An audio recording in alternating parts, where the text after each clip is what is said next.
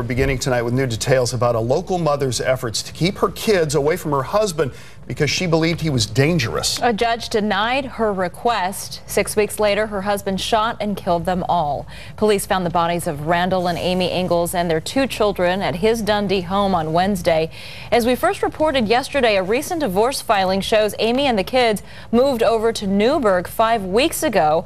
It's not clear why they were back at the house on July 4th.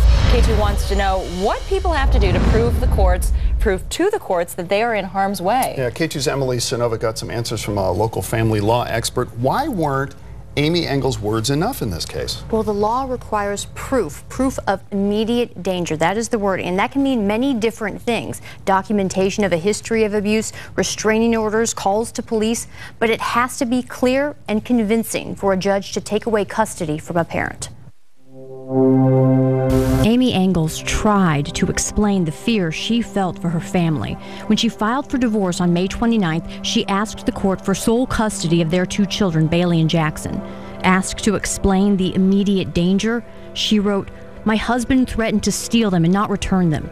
He has threatened to hurt them. He yells at them and makes them feel nervous and upset." On the same page, you can see the judge's response.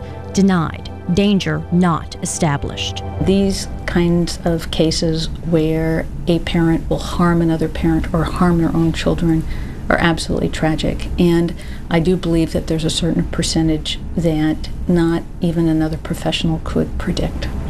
Family law expert Julia Hagan tells me sometimes the problem is that parents file these documents without legal help and can inadvertently leave out very important details that could influence the judge's decision. And then sometimes there's a disconnect of the ability of the person who's bringing their own paperwork, and sometimes for even an attorney who's bringing the paperwork on behalf of a client to get that information across in a manner that a court can rule in their favor. In this case, Amy Ingalls filed alone and might not have realized the inconsistency in her paperwork. On the same day she filed for full custody and called her husband an immediate danger, she also filed divorce papers which said Randall could share custody, seeing the children once a week. We may never know why she seemed to contradict herself. We only know the danger she wrote about turned out to be hauntingly real. And we're just hearing from the judge for the first time about the case. Judge Cal Tigner said it was upsetting to learn about the murders. He believes, though, he made the right decision given the information he had at the time.